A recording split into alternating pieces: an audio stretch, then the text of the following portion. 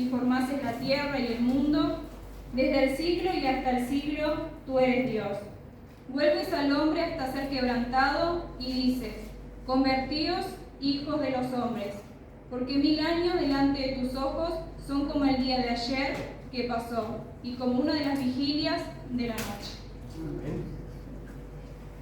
¿Qué ha sido Dios para nuestras vidas? Amén.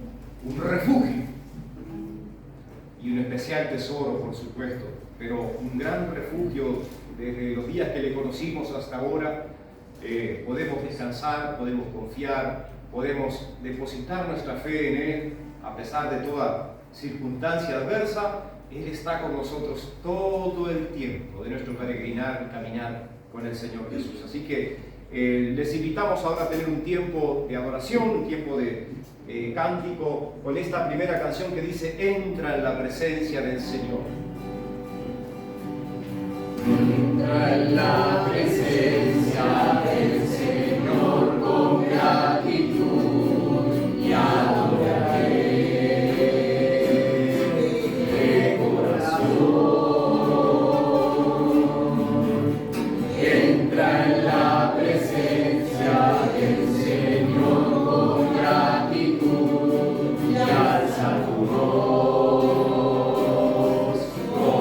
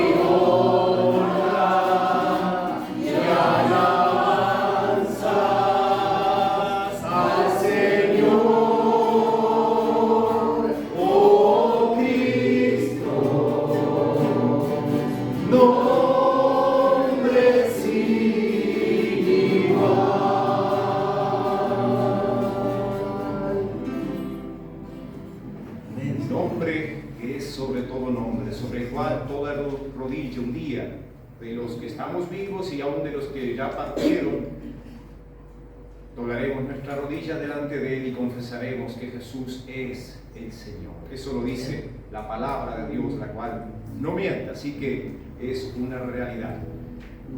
No existen más motivos. Venimos hoy rendidos a ti. Amén. No existen más motivos, Señor. Venimos hoy rendidos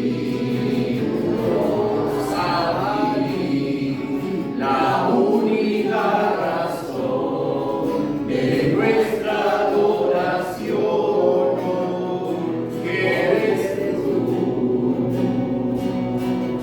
Elevamos olor grande para ti,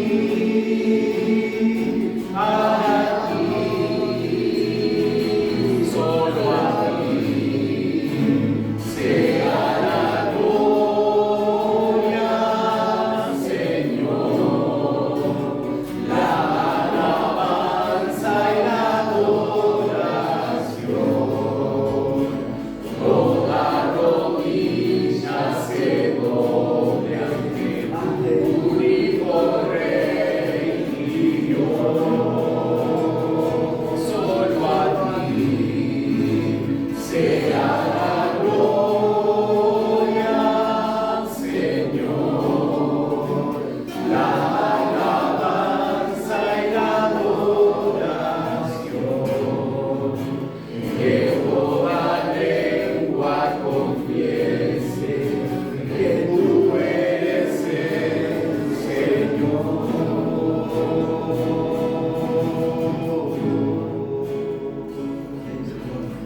Escrito está esto que hemos cantado, que un día toda lengua confesará que Jesús es el Señor, y toda rodilla se doblará primero para confesarlo. Así que es algo que todos ser, toda persona debe escuchar, que ante Él daremos cuenta un día de todo lo que hemos hecho, sea bueno, sea malo. Escrito está en el libro de la vida de todo lo que hemos vivido. Pero lo bueno es venir a Cristo con un corazón contrito, humillado, arrepentido, sabiendo que Él echa sobre sus espaldas todo nuestro pecado. Si confesamos a Dios nuestro pecado, Él es fiel y justo para perdonar nuestros pecados y limpiarnos de toda esa maldad. Y eso es maravilloso, no lo merecemos, pero por todo su amor, hermanos, le damos gracias. Por todo tu amor te doy gracias, por todo aquello que harás, por tantas promesas, por ser mi Señor. Tu amor me ha traído hasta aquí y hoy te doy gracias.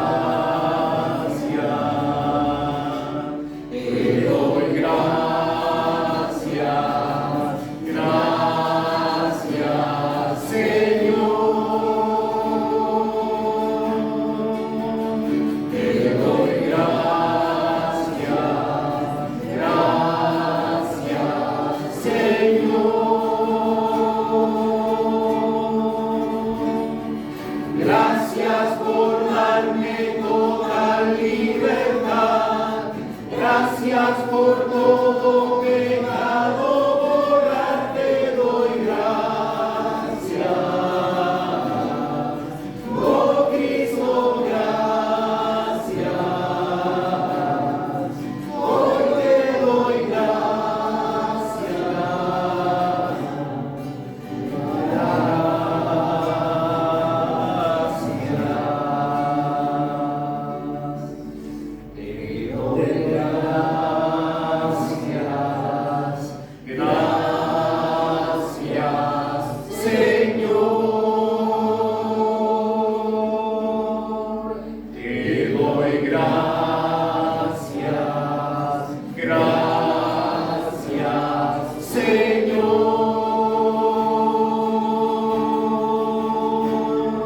Gracias por darme total libertad, gracias por todo pecado borrar, te doy gracias. Oh Cristo, gracias, hoy te doy gracias.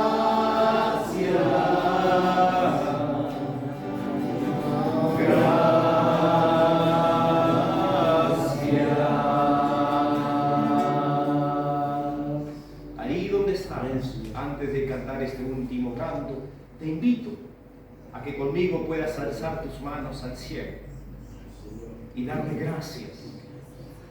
Por todo motivo que Él haya obrado en tu vida, dale gracias.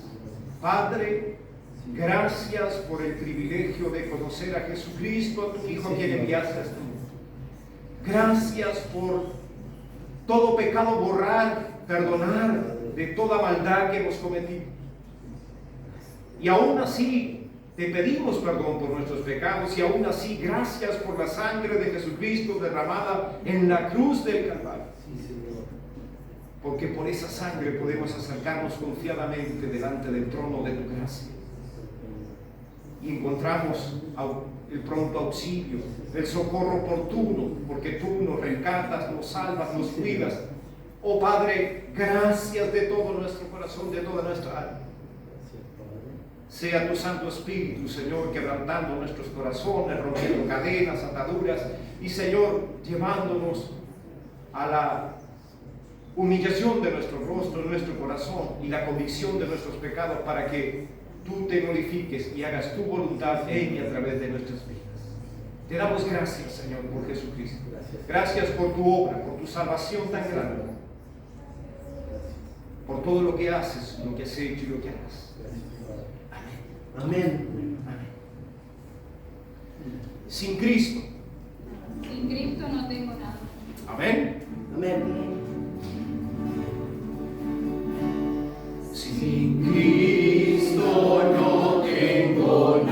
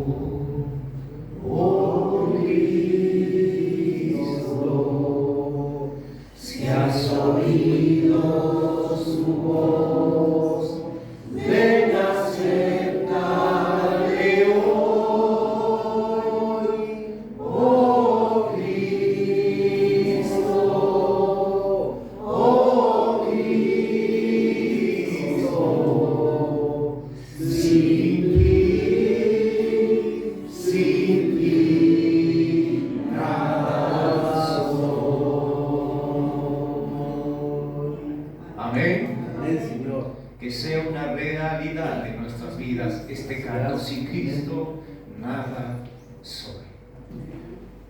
Podemos tomar asiento, hermanos, y preparemos y pongamos nuestros corazones a escuchar la palabra del Señor a través de nuestro hermano anciano Martín.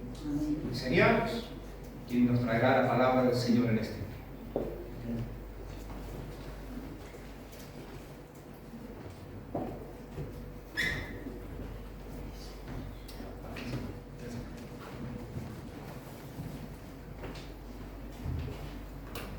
Bueno, buenas tardes hermanos, ¿cómo están? Espero anden bien con ustedes. Bueno, vamos a seguir en esa carta a los Efesios.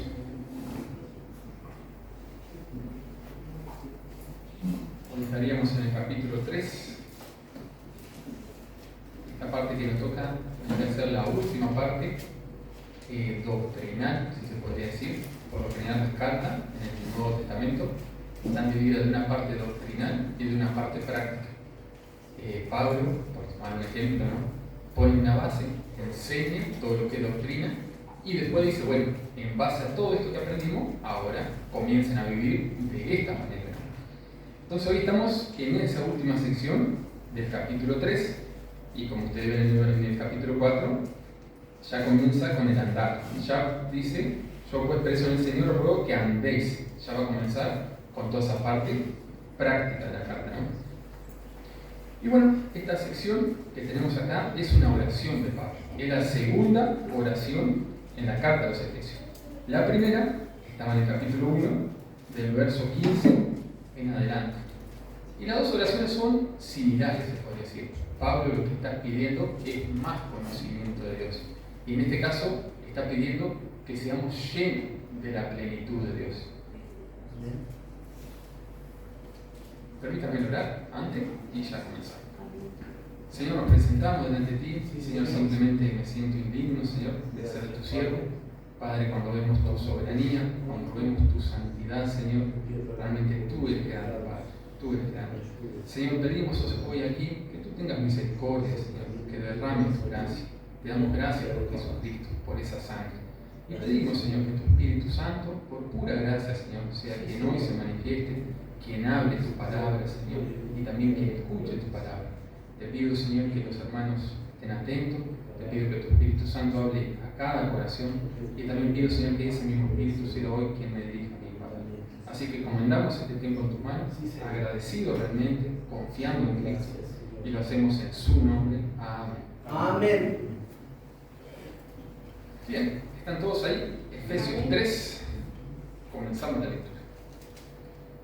Dice, por esta causa, doblo mis rodillas ante el Padre de nuestro Señor Jesucristo, de quien toma nombre toda familia en los cielos y en la tierra, para que os dé, conforme a la riqueza su gloria, el ser fortalecidos con poder en el hombre interior, por su Espíritu, para que habite Cristo por la fe en vuestros corazones, a fin de que, arraigados y cimentados en amor, seáis plenamente capaces de comprender con todos los santos cuál sea la anchura, la longitud, la profundidad y la altura, y de conocer el amor de Cristo, que excede a todo conocimiento, para que seáis llenos de toda la plenitud de Dios. Y aquel que es poderoso para hacer todas las cosas mucho más abundantemente de lo que pedimos o entendemos, según el poder que actúa en nosotros, a Él sea gloria en la Iglesia, en Cristo Jesús, por todas las edades, por los siglos de los siglos. Amén. Amén. Ese es nuestro texto. Yo le ponía como título, ¿no? Si bien Germán ayer me preguntó y me puse buscando la plenitud de Dios, seguí estudiando y lo pulí un poquito más. Y dice así: la oración, porque este texto, en realidad, que nosotros estamos, es una oración de Pablo, ¿no? Entonces le ponían la oración que apunta hacia la plenitud de Dios. La oración que apunta hacia la plenitud de Dios y que lleva gloria a su nombre, ¿no? Es lo que nosotros vamos a ver. Y si tuviéramos que resumir este pasaje que acabamos de leer, sería así: Pablo ora, pide a Dios que los efesios sean fortalecidos en el hombre interior por el Espíritu Santo, que Cristo habite por la fe en sus corazones, y que arraigados y cimentados en amor sean plenamente capaces de comprender como iglesia el amor de Cristo, que excede todo conocimiento, para que sean llenos de la plenitud de Dios. Él, Dios, es todopoderoso para hacerlo, y Él es el merecedor de toda la gloria en la iglesia y por medio de Cristo. Es casi lo mismo que está escrito, pero más corto, ¿no? Entonces, ¿qué podemos aprender de este pasaje nosotros, ¿no? Como creyentes? Y podemos aprender muchas cosas. Y sin duda a mí se me vienen a escapar varias, ¿no? Pero, nombro algunas. ¿Cuál es la causa? El origen para orar, para pedir. ¿Cuál es la causa? ¿A quién debemos dirigirnos y con qué actitud? También podemos aprender de este pasaje. ¿Qué es importante pedir en la oración? ¿Qué es importante pedir en la oración? Cuando nosotros oramos, ¿qué es importante pedir? ¿Cómo nos guía? ¿Cómo nos ayudan estas verdades que están plasmadas en este pasaje? ¿Cómo nos ayudan estas verdades a vivir en nuestra vida? ¿Cómo nos guían? ¿Cómo podemos ser llenos de la plenitud de Dios? Dice que todo, inconsciente o inconscientemente, buscamos la plenitud, buscamos la felicidad. Entonces, ¿cómo ser llenos de esa plenitud de Dios? Es otra cosa que vamos a tratar de responder hoy. Y como último, ¿quién es el merecedor de toda la gloria en este proceso? Ustedes ya lo saben, ¿no? ¿Quién va a ser? Y la estructura lo vamos a dividir en 3 puntos, hermano. Voy a poner el cronómetro, 1 hora y media, ¿aguanta, no? Sí. ¿Sí? ¿Bien? ¿Todo? ¿Qué? Bien. Sí. Vamos arriba con eso. Bueno, terminé un segundo. Ahí está. Bueno, y lo vamos a dividir entonces en tres partes, en 3 secciones. Una va a ir del verso 14 al 15, que nos va a hablar de esto que decíamos, de la causa que nos debe motivar a orar. O sea, ¿cuál es la causa? ¿Qué nos debe motivar a orar? ¿Y a quién debemos dirigir la oración? Esa sería la primera sección, versos 14 y 15. La segunda sería del verso 16 al 19, que sería lo que debemos buscar en nuestra oración. ¿Qué debemos pedir? ¿Qué debemos buscar por nuestra oración? Y para terminar, verso 20-21, ¿quién es el merecedor de toda la gloria? ¿Quién es el merecedor de toda la gloria? Como decimos, ¿no? Y vamos a ir comenzando. El primer punto, como decíamos, versos 14 y 15, es las causas que nos deben motivar a orar y a quién debe dirigir la oración. Verso 14 dice: por esta causa doblo mis rodillas ante el Padre de nuestro Señor Jesucristo, de quien toma nombre toda familia en los cielos y en la tierra. Estos primeros versos nos presentan la situación, ¿no? El contexto. ¿Quién está allí? Pablo. Y Pablo se está presentando de una forma reverente. Dice: doblo mis rodillas delante de Dios. Y por una causa que lo ha llevado hasta allí. ¿No? Por esta causa doblo mis rodillas. Ahora, ¿cuál es esa causa? Ahí va a comenzar a desarrollar, ¿no? Pero obviamente lo que nosotros estamos diciendo está ligado con lo que está anterior, ¿no? Si observamos el contexto de la carta, vemos que anteriormente, a ver si alguien se acuerda del mensaje anterior, lo voy a poner a prueba. ¿De qué hablamos en el mensaje anterior que yo estuve acá? Hace tanto que no se acuerda, ¿no? El precio de este misterio, ¿no? Ahí está, del misterio. Bien. Ahí está. Entonces, ¿cuál es esta causa? Dice, por esta causa doblo mis rodillas, por esta causa me presento delante de Dios, por esta causa me presento con reverencia delante de Dios. Si observamos el contexto de la carta, vemos que anteriormente Pablo venía hablando del misterio que le había sido revelado para anunciar y por el cual estaba preso Pablo.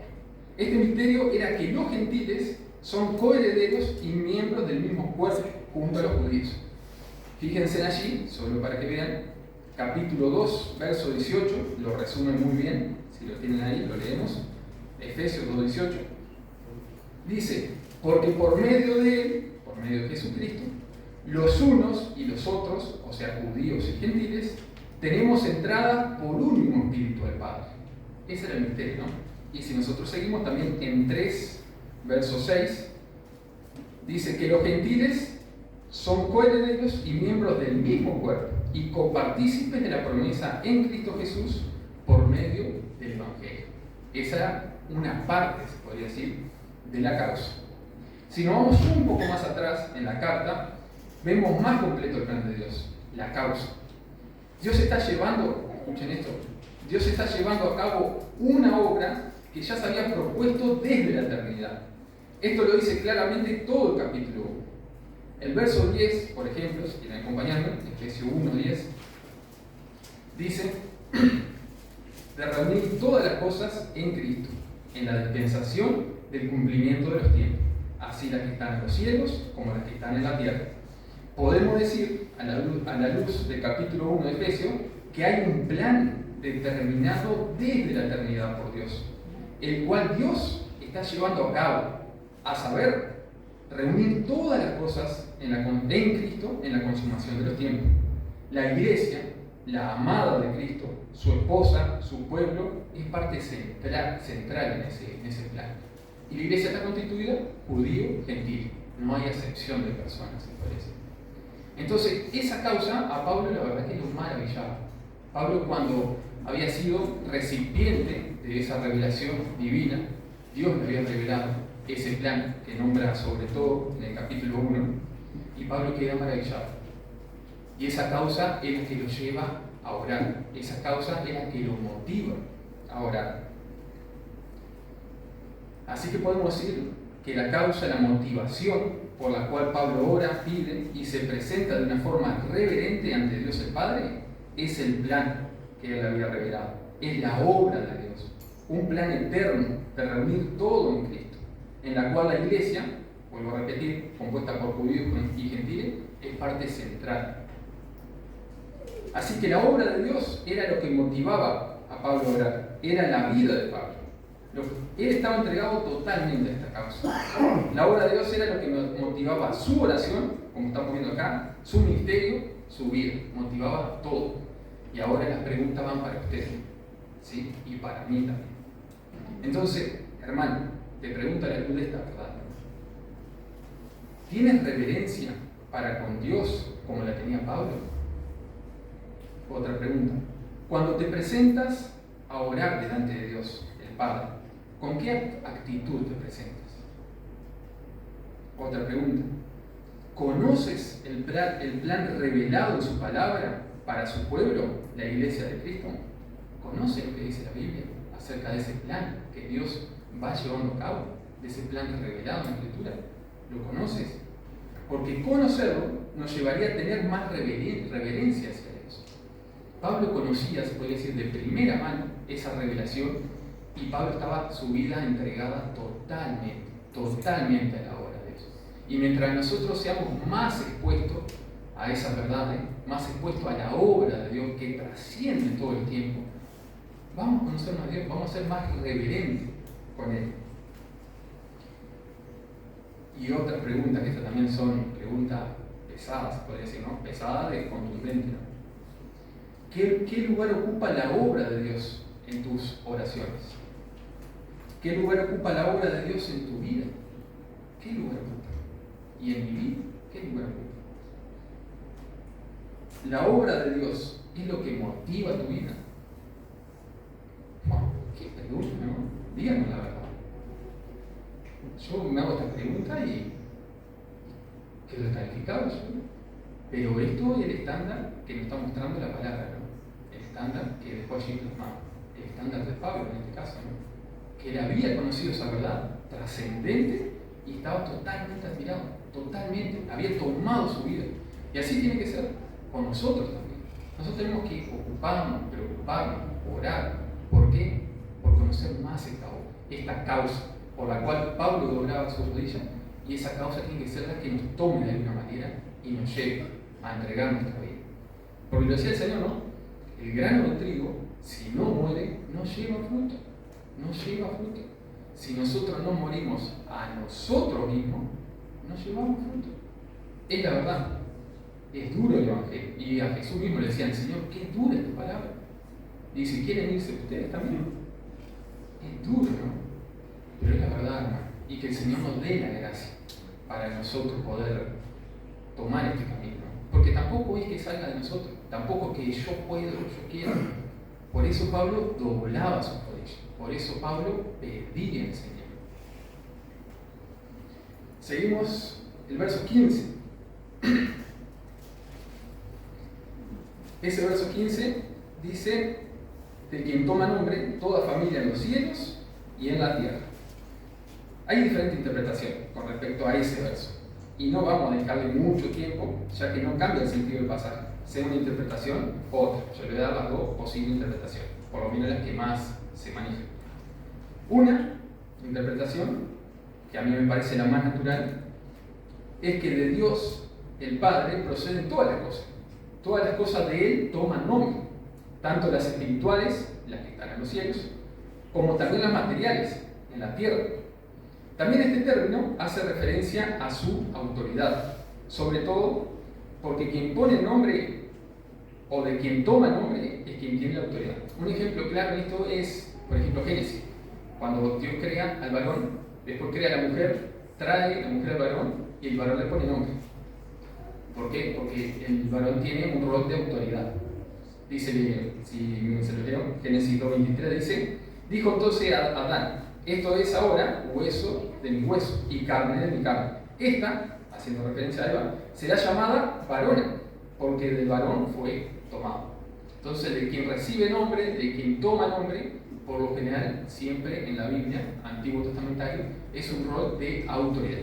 No porque el hombre sea más, sino simplemente porque el diseño de Dios es así. Es un diseño en el cual el varón tiene autoridad.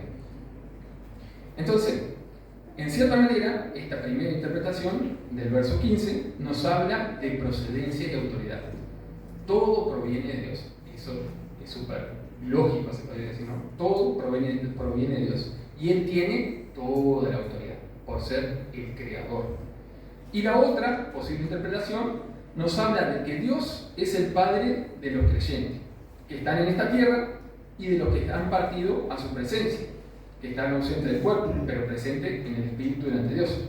O como dice el texto de Mateo 22:32, dice: yo soy el Dios de Abraham, el Dios de Isaac y el Dios de Jacob. Dios no es Dios de muertos, sino de vivos. Entonces, esta segunda interpretación nos habla de Dios como eternamente presente, como Padre de sus hijos los creyentes, familia en los cielos, en la tierra. Cualquiera de las dos interpretaciones está bien, pero para mí la que me parece que calza más mejor en este contexto es la primera. Entonces, para esta conclusión de este primer punto, lo siguiente. Así que este primer punto, los versos 14 y 15, lo podemos resumir de la siguiente manera. Pablo ora a Dios, el Padre de nuestro Señor Jesucristo, de quien proceden todas las cosas y quien tiene toda la autoridad, ora de una manera reverente, entendiendo quién es Dios y entendiendo su plan eterno, revelado en su palabra, entendiendo su obra, entendiendo su causa. Conocer la obra de Dios nos motiva a orar. Conocer la obra de Dios nos motiva a orar. Conocer a Dios, su autoridad y que todo proviene de Él, motiva una actitud reverente. A medida que nosotros vamos conociendo a Dios, vamos viendo su santidad, su omnipotencia, su gloria, vemos toda su grandeza, nosotros cada vez vamos teniendo más reverencia a Dios. Porque ¿qué pasa? El que no conoce a Dios, o que tiene un conocimiento muy poco de Dios, por lo general lo humaniza a Dios, lo humaniza, hace a Dios a su medida. Y no es así. A medida que nosotros vamos entendiendo cada vez un poquito más la Biblia, vamos viendo que ese Dios es grande, es soberano, es todopoderoso, es puro, es santo, todo lo sabe, etcétera, etcétera, etcétera. Es un Dios grande, grande. Entonces, otra aplicación para ustedes. Hermanos, que la causa de Dios, su obra, sea la que motive nuestra vida, y que conocer quién es Él nos llene de temor reverente. Eso nos toca a nosotros, ¿no? Como dice la canción, ¿no? Y si vivimos, para Él vivir, y si morimos, para Él morir.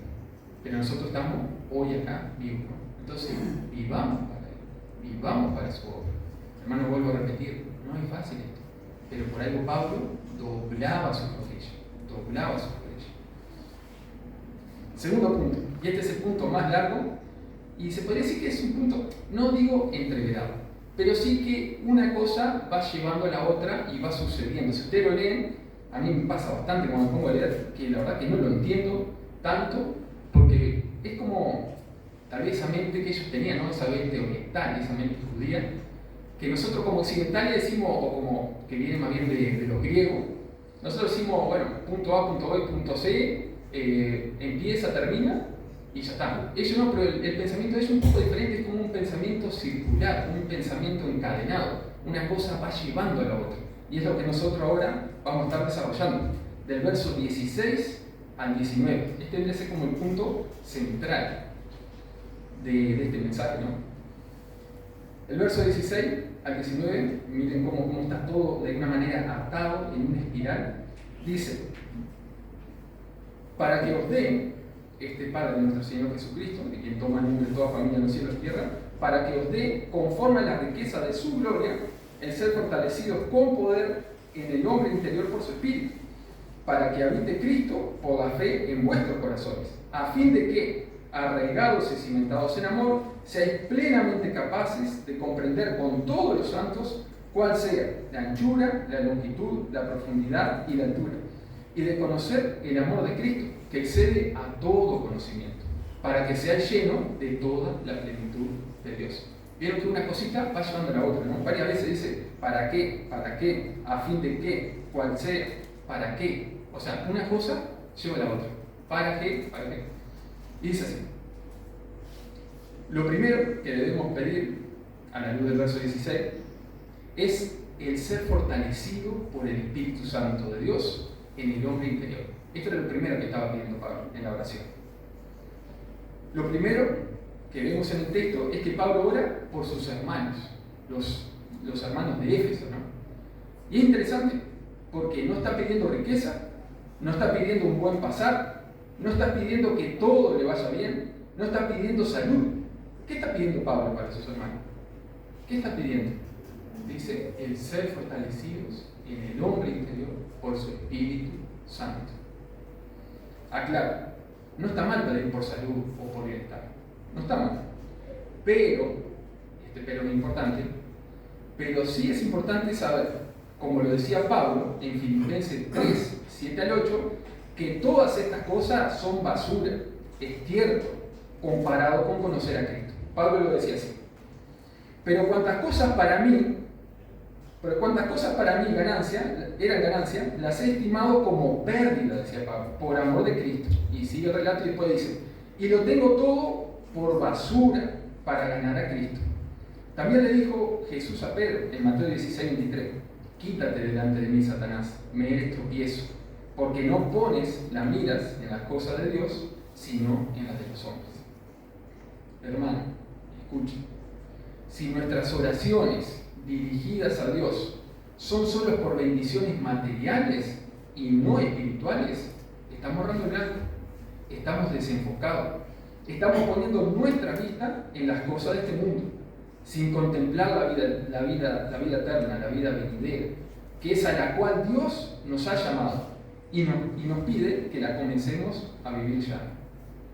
La gente que no conoce al verdadero Dios busca y pide estas cosas, solo bendición material. Pero nosotros debemos esperar las promesas eternas de Dios, por sobre todo. Entonces vuelvo a repetir, no está mal pedir por salud. Nosotros, creo que si uno hiciera un ranking, ¿no? ¿Cuáles son los temas de oración que más se piden? El número 1, indiscutiblemente, es por salud. Salvación. Sí, pero siempre no salud. Que el hermano, o que el vecino, o que el tío, no. Yo no digo que esté mal, no está mal. Pero primero, lo primero. ¿De qué le sirve, decía el Señor, si un hombre ganara todo el mundo o tuviera perfectamente sano y perdiera su alma? ¿De qué le sirve? No sirve de nada, ¿no? Vuelvo a repetir, no está mal. Pero lo primero que vemos en esta oración de Pablo, lo primero que pedía Pablo, es ser fortalecido en el hombre interior por el Espíritu Santo de Dios. Eso es lo primero. Cuando arranca esta oración, arranca de esa manera. Entonces, acá, hermano, enseguida surge la pregunta: ¿qué es lo que estás pidiendo en tu oración? ¿Qué es lo que estás pidiendo en tu oración? Obviamente yo no lo sé, pero digo, cada uno tenemos que hacernos esa pregunta, ¿no? ¿Qué estamos pidiendo en nuestra oración? ¿Estamos pidiendo primeramente el ser fortalecido en el Espíritu Santo?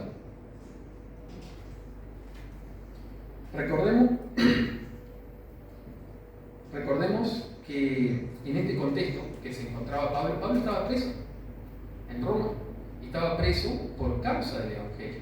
Los judíos habían hecho una revuelta, eso está en Hechos 21, habían hecho una revuelta y lo iban a matar, y justo vinieron los romanos, lo agarraron a Pablo, lo llevaron, y ahí empezó el juicio de Pablo, que llevó un cierto tiempo. Pablo apela a César y Pablo es llevado a Roma. Y ahí estaba Pablo, en Roma, escribiendo esta carta a los de Efesios. Y es interesante porque Pablo ni siquiera pide ser liberado. Está pidiendo que los hermanos que están en Éfeso sean fortalecidos en el hombre interior con el Espíritu Santo.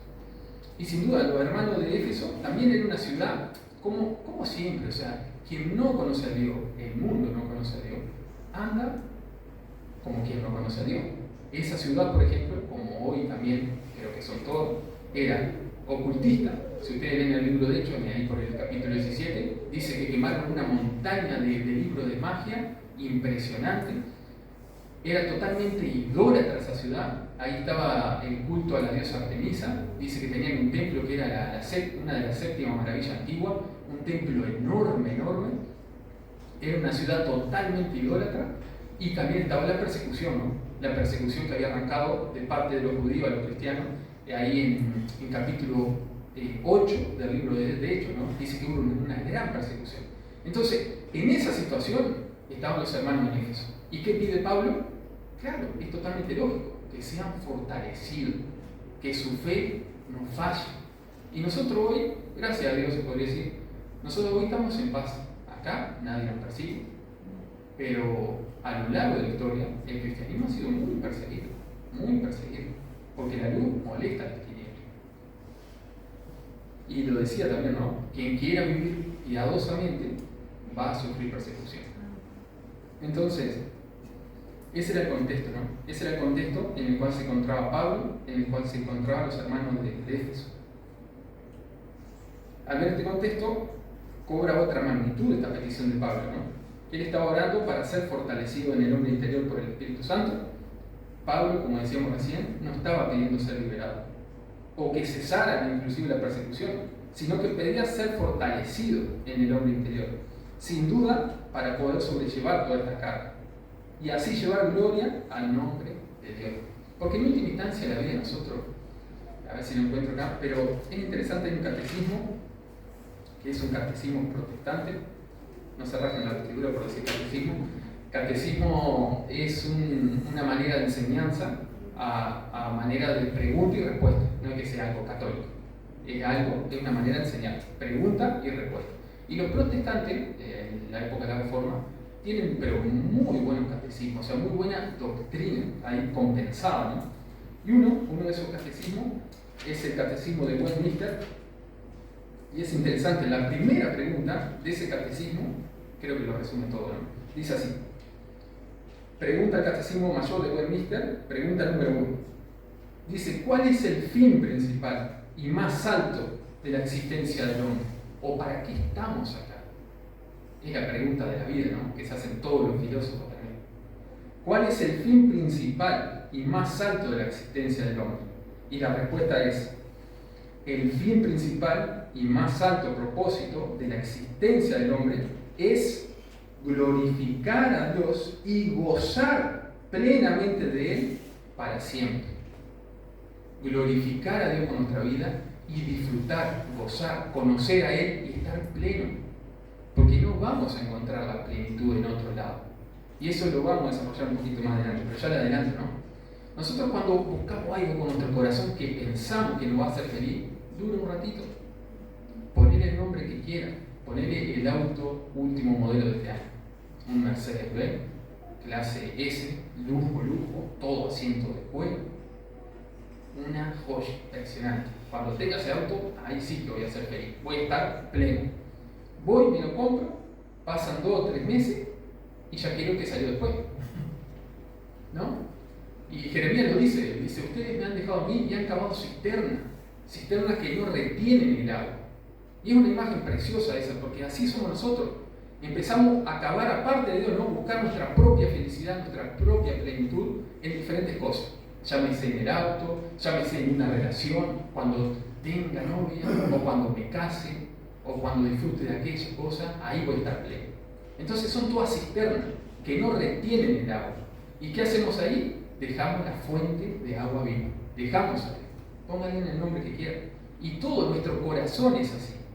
Nuestro corazón es así. Nuestro corazón, decía, no me acuerdo quién era, no sé si era Calvino, alguno de esos, es una fábrica de ídolos. Nuestro corazón todo el tiempo está fabricando un ídolo. Todo el tiempo quiere irse detrás de la creación, se puede decir. Siempre llenar ese lugar que solo lo puede llenar Dios. Nosotros lo queremos llenar con diferentes cosas. Todo el tiempo. Eso es idolatría. Es idolatría. Entonces, como decía, ¿no? Esta palabra que aparece en el verso 16, el ser fortalecido, en el hombre interior, dice Pablo, esa palabra fortalecido que Pablo usa, es una palabra griega, porque todo el Nuevo Testamento fue escrito en griego, que es krataio, que es una voz pasiva. O sea, ¿qué quiere decir eso? Que el sujeto recibe la acción. O sea, nosotros recibimos de Dios el ser fortalecido. Podemos traducirlo, ser fortalecido, como se traduce ahí, o ser vigorizado por el Espíritu Santo. Entonces, ¿qué quiero decir con esto? Es de Dios que viene el poder. Por eso debemos pedirlo. No sale de nosotros. No sale de nuestra fuerza interior, como hoy, ¿no? No sé si siempre yo, por ejemplo, un estado por lo menos encuentro en WhatsApp. Voy a tomar un poco de agua. Por ejemplo, un estado de WhatsApp al menos siempre de mi yo interior, mi fuerza, yo puedo. ¿Y qué me está diciendo acá? No. O sea, este ser fortalecido no es que yo quiera, sino el pedir a Dios que me fortalezca. Es algo que yo recibo, no que sale de mí en sí. ¿Sí? Por eso Pablo oraba para hacer que los hermanos fueran fortalecidos. No que sacaran fortaleza de ellos, sino que fueran fortalecidos por el Espíritu Santo. Hay una gran diferencia, ¿no? Y la petición, y ahora seguimos, ¿no? Seguimos en ese encadenamiento de ideas que hace Pablo en el verso 16. Lo primero que pedía entonces era el ser fortalecido en el hombre interior. Después, eso como consecuencia o nos llevará a que habite Cristo por la fe en nuestros corazones. Lo dice así Efesios. Para que os dé conforme a la riqueza de su gloria el ser fortalecido con poder en el hombre interior por su espíritu, para que habite Cristo por la fe en vuestros corazones. ¿Vieron cómo está encadenado todo, no? Entonces, hay algunas grandes verdades que nosotros tenemos que conocer y que nos van a hacer muy bien. Una, por ejemplo, es que no hay bendición de Dios aparte de Cristo. Esto es una gran verdad. No hay bendición de Dios aparte de Cristo. No hay conocimiento de Dios aparte de Cristo. No hay camino hacia Dios aparte de Cristo. No lo hay. No hay religión, filosofía, culto que nos acerque a Dios. No hay Virgen María, no hay brujo ni santo que nos acerquen a Dios. No hay ni siquiera penitencia que yo pueda hacer algo para que me acerque a Dios. Repito, no hay bendición. No hay bendición de Dios aparte de Cristo. Es solamente por intermedio de Cristo. Le leo un par de versículos. Por ejemplo, 1 Juan 2:23 dice: todo aquel que niega al Hijo tampoco tiene al Padre. El que confiesa al Hijo tiene también al Padre. ¿Entienden? Yo no puedo tener a Dios, al Padre, si no tengo al Hijo. No puedo llegar a Dios el Padre si no es por intermedio del Hijo. Otro versículo, Mateo 10:40 dice: quien me recibe a mí, dice Cristo, recibe a aquel que me ha enviado. Entonces, acuérdense de eso, ¿no? O sea, la revelación más perfecta de Dios es Jesucristo. Si nosotros queremos conocer a Dios, tenemos que conocer a Cristo. O cuando dijo, si no me acuerdo, fue Tomás, dijo: muéstranos al Padre y nos basta. Señor, mostranos al Padre y nos basta, ya está. Pero dice, pero Tomás, o Felipe, ¿no? Felipe era, ¿no? Bueno, alguno de los apóstoles. Y dice, Felipe, hace tanto tiempo que estoy entre ustedes y no me han conocido. El que me ha visto a mí, ha visto al Padre. ¿Entienden? O sea, la revelación perfecta de Dios el Padre es Jesucristo. O sea, no hay revelación más perfecta, no hay otra manera de ser bendecidos ni de acercarnos a Dios, sino solamente por Jesucristo. Otra verdad importante es que el Espíritu Santo nos revela a Cristo. Siempre ha sido su ministerio, el ministerio del Espíritu Santo, siempre ha sido, a través de toda la historia bíblica, revelar a Jesucristo. Nosotros, yo siempre lo digo, ¿no? Cuando nosotros leemos toda la Biblia, nos habla de Cristo.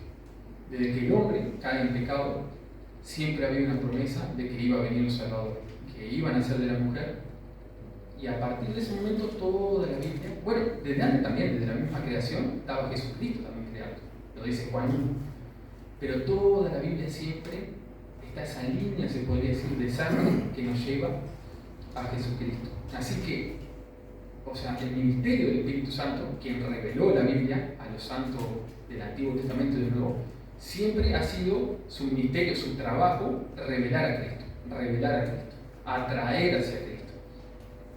Por ejemplo, le leo un pasaje que se encuentra en Juan 16. Voy a hacer que busque porque están muy quietos, ¿verdad? Juan 16.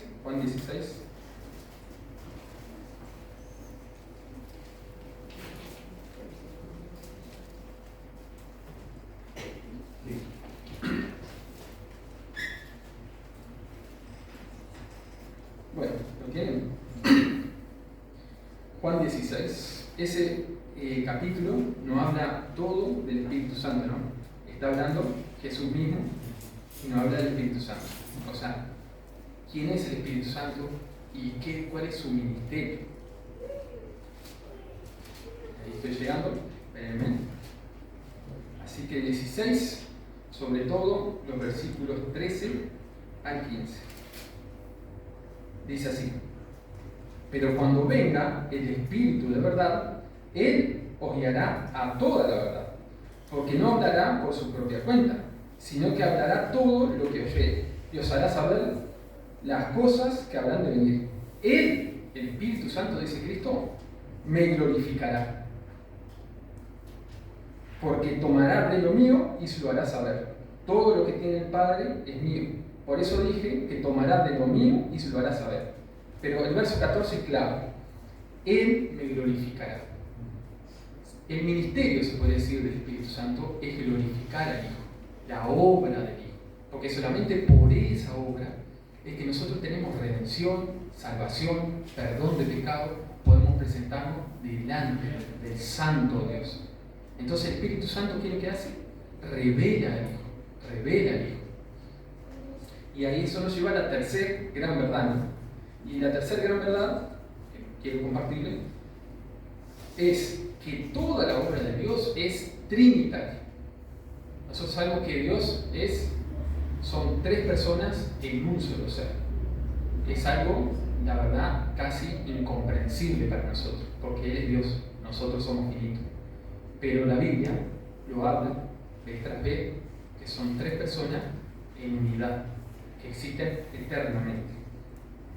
Entonces, el Padre es quien decreta y envía a su Hijo a morir en la cruz para redimir un pueblo para sí. El Hijo toma forma humana, se hace siervo, obediente hasta la muerte y muerte de cruz. De esta manera nos redime, nos compra con su sangre. Y el Espíritu Santo es quien convence, sella a los escogidos de Dios. Es quien revela el plan de Dios. Es quien nos revela a Cristo. Como dice Juan 16, ¿no? Él me glorificará. Cristo es la revelación más perfecta de Dios, como recién decía. Lo dice Hebreos 1.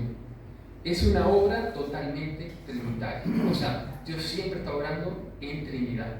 El Padre decreta, el Hijo hace la obra, el Espíritu Santo de alguna manera sella, atrae hacia esa obra. En la creación lo mismo. Siempre es así. Todo lo que Dios hace lo hace de una manera trinitaria. Y seguimos avanzando. Volvemos a Efesios. ¿Cómo están? ¿Bien? ¿Sí? Y vamos, media hora recién. Media hora. Si nos queda una hora, dijimos, ¿no? Bueno. Después seguimos ahí en Efesios 3 y dijimos, para que habite Cristo por la fe en nuestros corazones, ¿no? O sea que nosotros estamos, como decíamos, están encadenadas todas estas ideas. La petición de ser fortalecidos por el Espíritu Santo nos llevará a que habite Cristo por la fe en nuestros corazones. Y esto nos llevará a estar arraigados y cimentados en amor. Dice el verso 17b. Dice, para que habite Cristo por la fe en vuestros corazones, a fin de que, arraigados y cimentados en amor, seáis plenamente capaces. Ahí sí, ¿no? Entonces, dicho con otras palabras, no solo debemos pedir ser fortalecidos por el Espíritu Santo en el hombre interior, sino también debemos andar consecuentemente en amor, como Cristo anduvo. La Biblia dice claro, ¿no? El apóstol Juan lo dice en su primera carta, en el capítulo 2, verso 6. El que dice que permanece en él, en Cristo, debe andar como él anduvo. ¿Cómo anduvo Cristo? Anduvo en amor. Solo le menciono un texto, eso se encuentra en Hechos 10:38, cuando Pedro está predicando a Cornelio. Dice las siguientes palabras. Dice, Dios ungió con el Espíritu Santo y con poder a Jesús de Nazaret. Y este anduvo haciendo bienes, el Señor, ¿no? Este anduvo haciendo bienes y sanando a todos los oprimidos por el diablo, porque Dios estaba con él. Entonces, ¿cómo anduvo Cristo? Haciendo bienes, liberando a la gente del poder de las tinieblas. Anduvo en amor, porque Él es amor. Y así debemos andar nosotros, cimentados, dice nuestro texto, y arraigados en amor, cimentados en su palabra. También recordemos, Romanos 5:5 nos dice que el amor de Dios ha sido derramado en nuestros corazones por el Espíritu Santo que nos fue dado. También decir esta expresión, cimentados y arraigados en amor, ¿a qué le suena? ¿No? Yo digo, un cimiento, ¿qué es? Algo sólido, algo que aguanta, ¿sí? Fortalecido. Entonces, cimentados y arraigados. Arraigados viene de raíz, o sea, tener una buena raíz, profundidad, que no nos mueva, podemos decir. Entonces, como decíamos, ¿no? Estar firmes en amor, que nada nos mueva de obrar con amor, como Dios nos manda. Porque eso Dios lo resume, Cristo lo resume, ¿no? Le pregunta, maestro, ¿cuál es el mandamiento más importante? Si vos tuvieras que resumir, al Señor le están diciendo, si tuvieras que resumir la ley, ¿cómo la resumirías? Y Jesús dice, ama a Dios sobre todas las cosas y a tu prójimo como a ti mismo. De estos dos mandamientos depende toda la ley y los profetas, depende todo el Antiguo Testamento. Entonces, esto va encadenado, fortaleza interior en el Espíritu Santo, conocer a Cristo y andar en amor. Eso es lo que nos pide Dios, cimentados y arraigados en amor. Dice la palabra de Dios, Romanos 12:17, dice, porque ¿qué pasa? Andar en amor no es para cualquiera. Esto sí que no es para cualquiera. Escuchen esto. Dice la palabra de Dios en Romanos 12:17. No paguéis a nadie mal por mal. Procurad lo bueno delante de todos los hombres. Si fuera una madre diría, si te pega, rompele la cabeza, ¿no? Cuando dice, si te pega en la escuela, pegale a vos también, ¿no? Es lo más común parecía. Pero Dios nos manda a andar totalmente diferente. Escucha, Romanos 12:17. No paguéis a nadie mal por mal. Procurad lo bueno delante de todos los hombres. También Lucas 6:27-29 nos dice, a nosotros, creyentes, dice, para vosotros lo que hoy os digo, amad a vuestros enemigos, haced bien a los que aborrecen, bendecid a los que los maldicen y orad por los que los calumnian. Al que te hiera en una mejilla, preséntale también la otra, y al que te quite la capa, ni aun la túnica le niegues. Es duro, ¿no? Entonces yo les pregunto, miren las preguntas. Hermano, ¿esto es ser masoquista?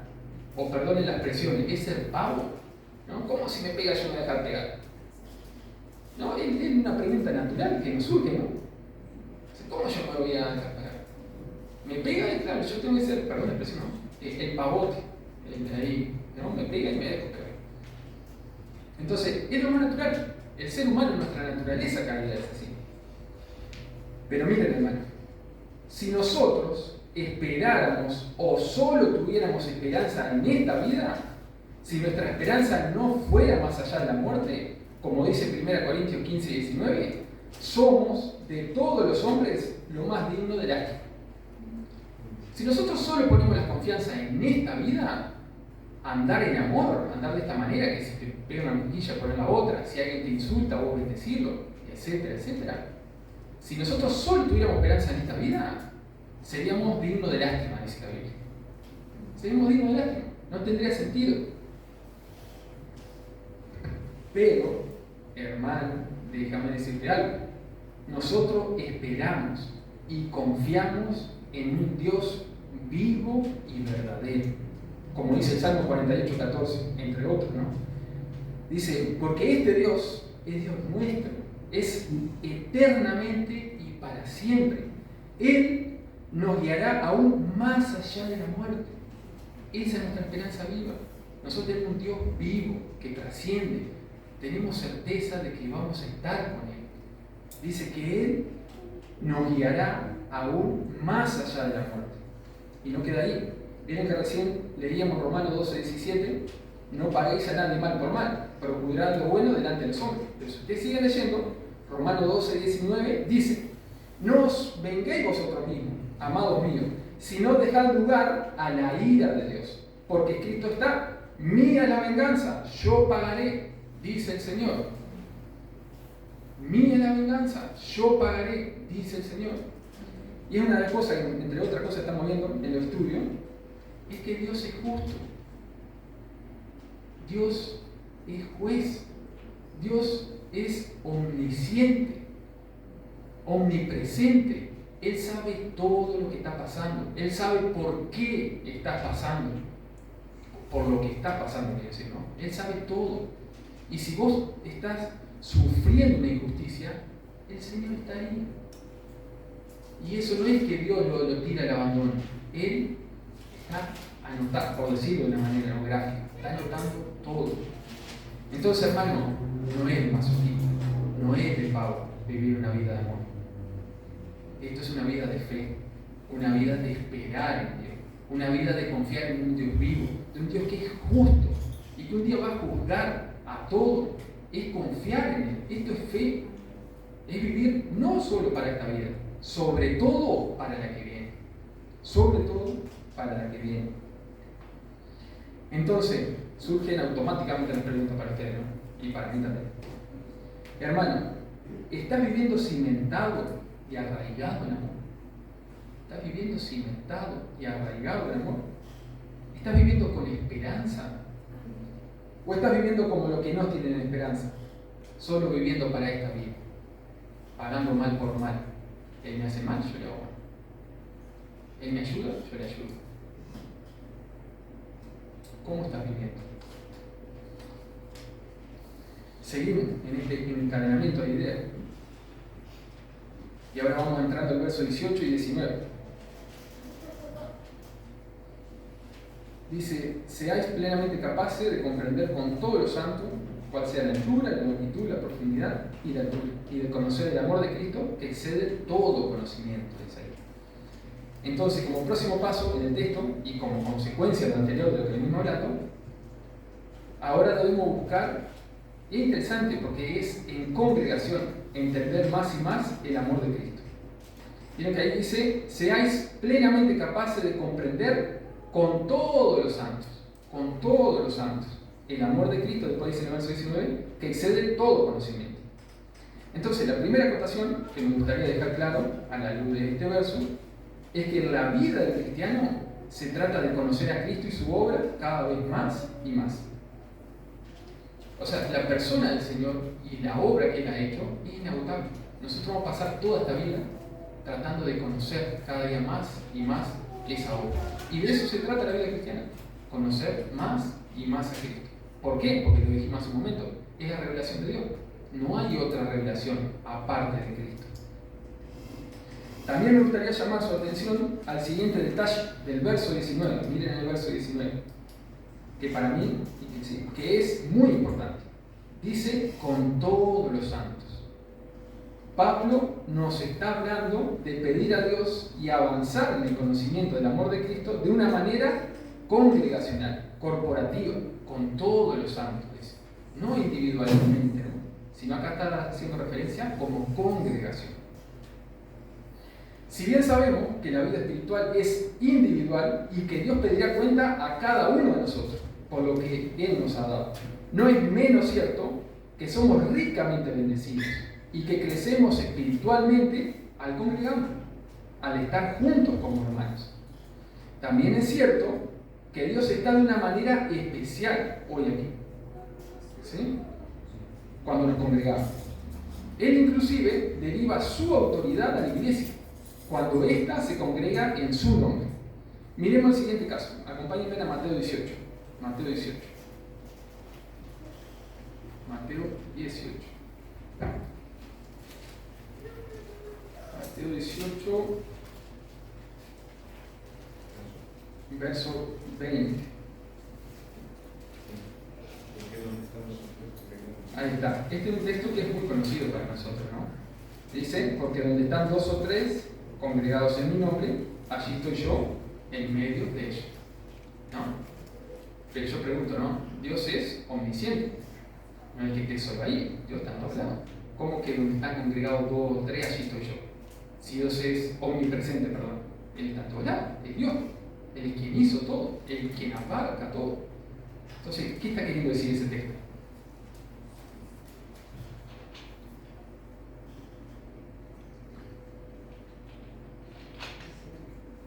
Entonces, porque donde están dos o tres congregados en mi nombre, allí estoy yo en medio de ellos.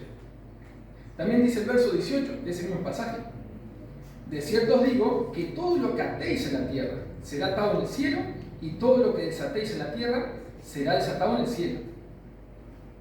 ¿Estoy confundiendo más todavía? No. Y hay que ponerse de acuerdo también.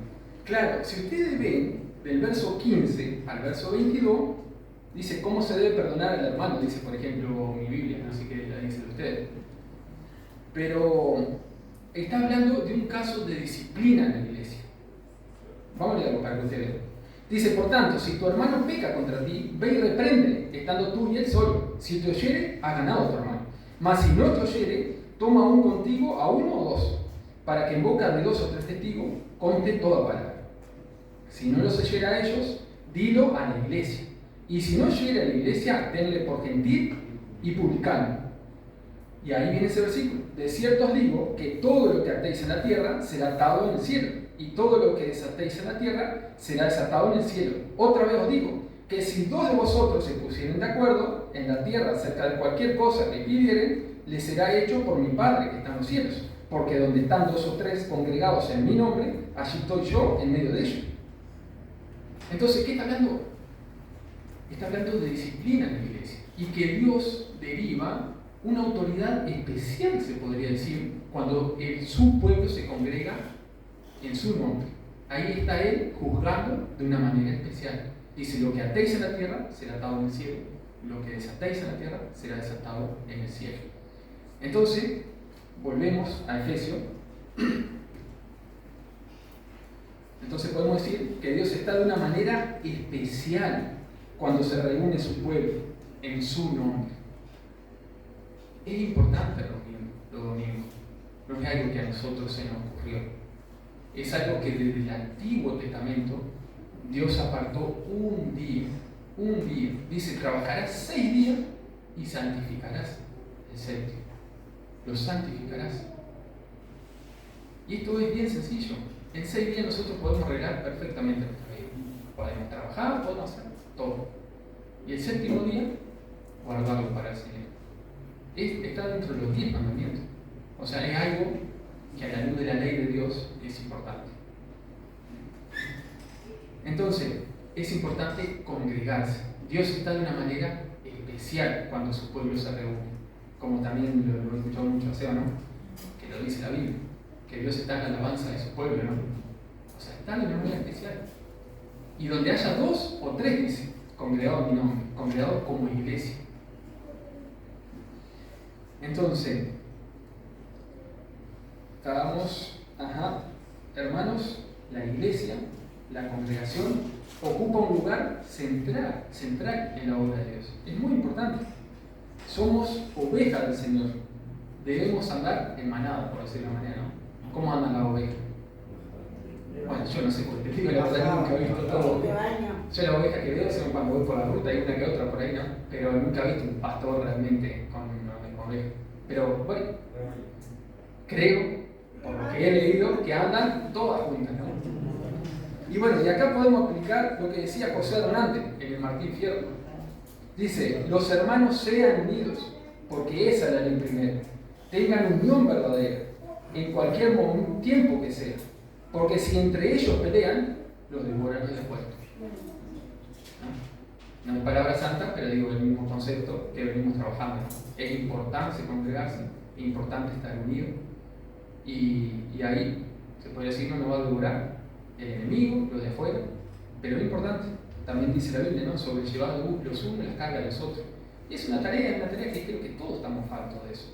De ser un poco más cercano al hermano, saber qué está pasando el hermano.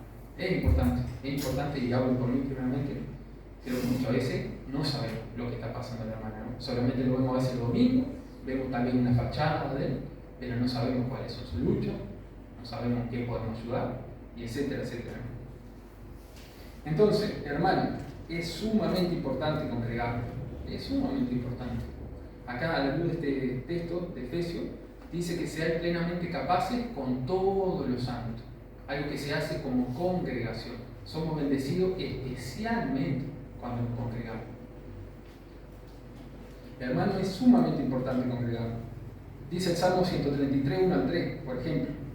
Mirad cuán bueno y cuán delicioso es habitar los hermanos juntos, en armonía.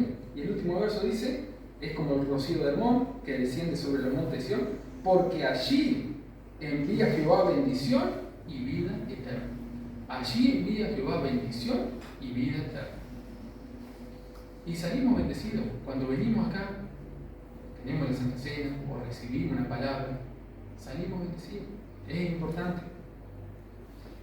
Entonces, hermanos, siguiendo el texto, y ya va quedando un poquito, siguiendo el texto, en el verso 18 y 19a, no solo es importante congregarnos, o sea, es importante congregarnos, es muy importante congregarnos, pero no solo eso, sino congregarnos con el fin de conocer el amor de Cristo.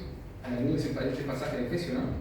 Dice, verso 18, seáis plenamente capaces de comprender con todos los santos cuál sea la anchura, la longitud, la profundidad y la altura, y de conocer el amor de Cristo, que excede a todo conocimiento.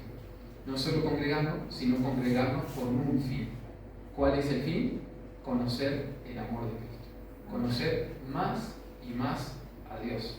Ese es el Evangelio. El Evangelio es central, tiene que ser central. Es central en la Biblia, tiene que ser central en la vida de una congregación. Hay muchas congregaciones que han arrancado bien y terminan difumándose, o sea, se van, se terminan como O sea, desviando. Yo solamente le nombro un ejemplo. Un hermano, Aníbal Muglia, él falleció ya hace unos años, un hombre mayor, de Juan Lacase. Él me comentó, él de chico iba a la iglesia valdense. O sea, con esto no quiero decir que toda la iglesia valdense es así, pero esto es un testimonio que él me contó.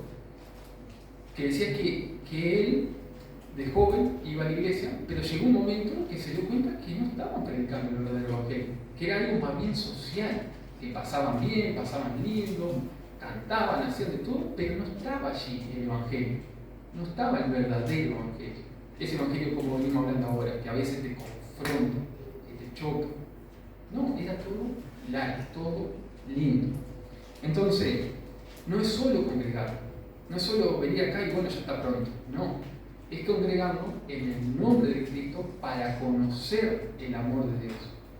El amor de Cristo, dice este pasaje, que excede todo conocimiento.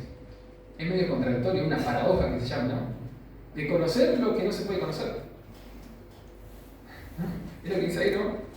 De conocer el amor de Cristo que excede todo conocimiento. ¿No? ¿Qué quiere decir Pablo con esto? Es que es un conocimiento que no sale del hombre.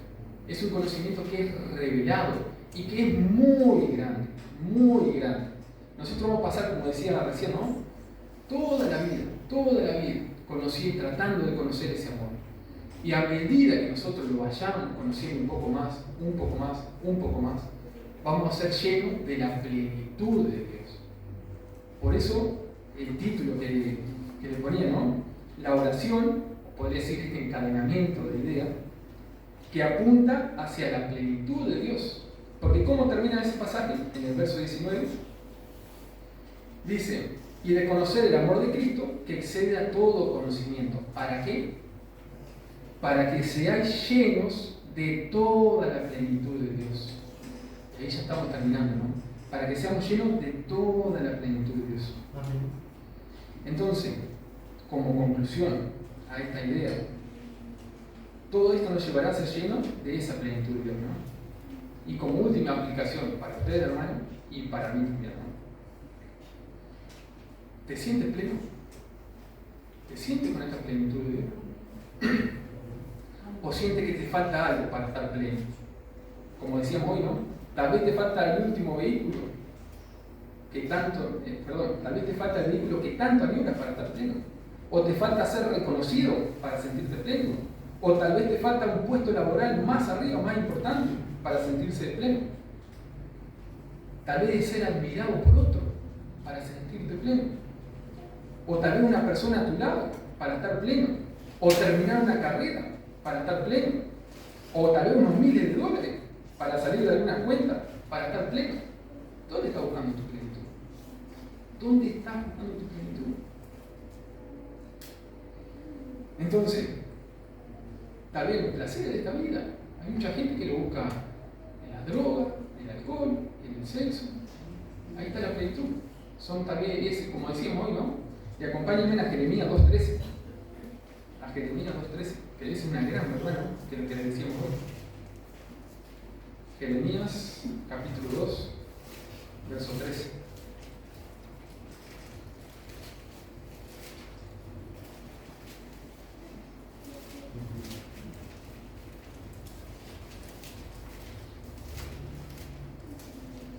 Dice así, ¿llegaron? Voy tomando agua mientras llegan todos.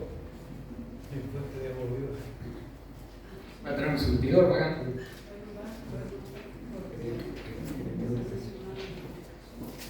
Jeremías capítulo 2, verso 13. Dice así, porque dos males ha hecho mi pueblo. Me dejaron a mí fuentes de agua viva y cavaron para sí cisternas rotas que no retienen agua. Esta es la imagen. O buscas la fuente de agua viva, la plenitud, el que puede llenar tu ser, el único que puede llenar tu ser, o te vas por otro lado cavando cisterna, buscando la plenitud, como decíamos recién, acá o allá. Y tal vez por un momento la tenías la plenitud, estás contento, ¿no? Justo se te dio, sacaste el 5 de oro, como dicen, ¿no? Sacaste el 5 de oro, tenés, ¿no? todos un auto de alta gama, ¿no? Todos te admiran, todos te visitan, ¿no? Porque tenés mucho dinero. Y bueno, capaz que tu cisterna ahí está llena por un tiempo, pero ¿y después? ¿Y después? No retienen el agua. Esas cisternas no retienen el agua. Ponle el nombre que vos quieras. Todos estamos siempre cavando cisternas. Pero no, hermano. Hoy Dios nos está llamando a orar para que Él sea nuestra fortaleza, para que Él nos fortalezca en el Espíritu Santo, para que Cristo more en nosotros, para que andemos en amor, para que conozcamos el amor de Cristo. A eso nos está llamando Dios. Y que dejemos de cavar cisternas para nosotros y que vayamos a la fuente de agua viva. Y para terminar, como termina Pablo, dice así: y esto le llaman doxología, es como una adoración, es reconocer quién es Dios, es darle la gloria a Él.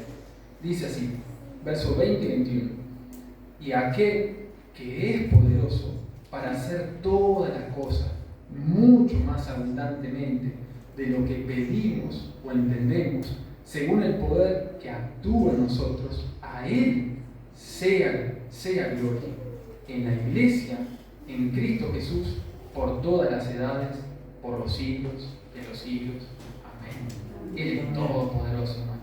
Él puede llenar tu corazón. Él es la plenitud que vos necesitas. Es eso. No la busques en otro lado. Son cisternas rotas. Cisternas rotas. Vamos a ver. Señor, te damos gracias. Reconocemos, Señor, nuestra maldad. Somos humanos, vendidos al pecado, como dice tu palabra. Nuestra naturaleza, Señor, muchas veces nos arrastra, Señor, al mal. Pero, Padre, gracias por tu palabra. Gracias por tu Espíritu. Señor, pedimos hoy, como congregación, como leíamos en este texto, Señor, el ser fortalecido, Señor, ser fortalecido con tu Espíritu Santo, Señor. Haz que Cristo more, Señor, por la fe en nuestros corazones. Ayúdanos, Señor, a andar en amor, danos esa fortaleza para el día a día, Señor. Nos cuesta, somos débiles, Señor, y ayúdanos a conocer esa plenitud, a conocer ese amor de Cristo que excede todo conocimiento, Señor. Ayúdanos, Padre. Y pedimos, Señor, porque sabemos que tú eres poderoso, sabemos que tú eres poderoso. Llénanos con tu plenitud, Señor. No dejes, Señor, que andemos tras de otra cosa, buscando plenitud en otro lado, Señor. Danos paz, esa paz que sobrepasa todo entendimiento, Señor. Te damos gracias, Señor, pedimos tu cuidado y lo hacemos en el nombre de Cristo Jesús. Amén. Amén.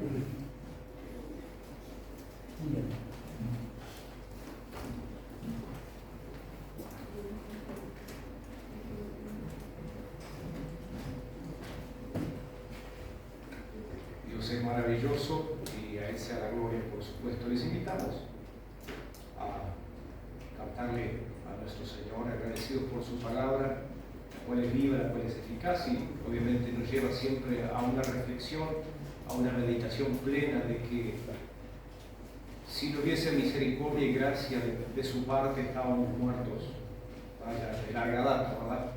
Pero ha provisto para nuestra salvación y es a través de seguir a Cristo, creerle a Cristo, conocer a Jesucristo, y en Él está la plenitud de la deidad de Dios y el Padre. Así que Él y el Padre uno son, y su Espíritu verdaderamente trabaje y convenza a nuestros corazones para tal fin, ¿verdad? Para que arraigados y cimentados, como decía la palabra del Señor a través del apóstol Pablo y la predicación de nuestro hermano, podamos resistir en estos tiempos difíciles y ser agradecidos por lo que Él está haciendo en nuestras vidas. Adelante.